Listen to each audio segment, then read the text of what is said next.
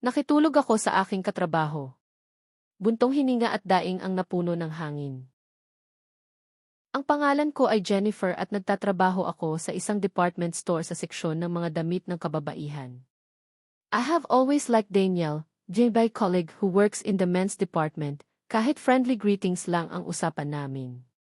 Isang araw ako ay hiniling na magdala ng mga paninda sa bodega.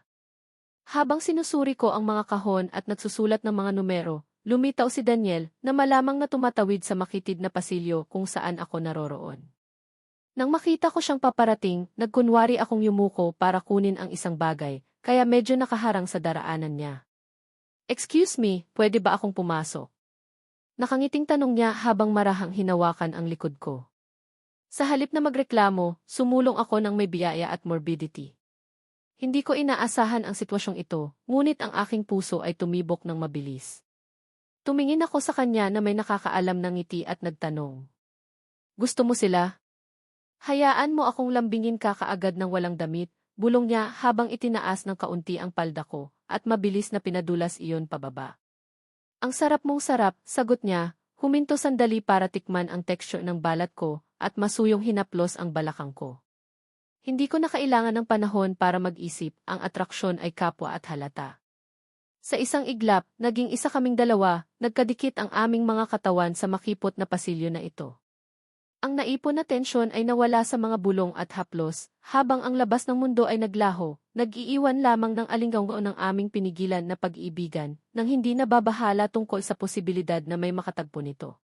Ang mga kamay ni Daniel ay masigasig na nagmasid, at ang bawat haplos ay parang electric shock sa aking balat.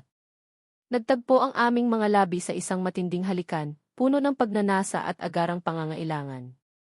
Napuno ang hangin ng mga hingal at halinghing na lumilikha ng kasiyahang umalinggaw sa buong tahimik na silong. Sa wakas, pagod ngunit nasisiyahan, dahan-dahan kaming naghiwalay ng landas, pantay-pantay ang aming mga hininga. Nagkatinginan kami ng may simpatiya, alam na ang sandaling ito ay mananatili magpakailanman sa aming mga alaala.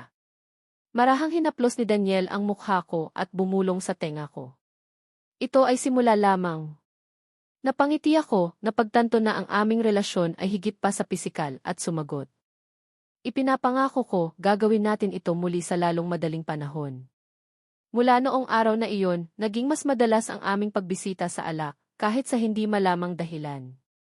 Ang spark sa pagitan namin ay nagpasiklab sa bawat pagtatagpo, at kahit na ang lokasyon ay pareho, sa bawat oras na ito ay parang isang bagong yugto para sa aming nakalantad na pagnanasa.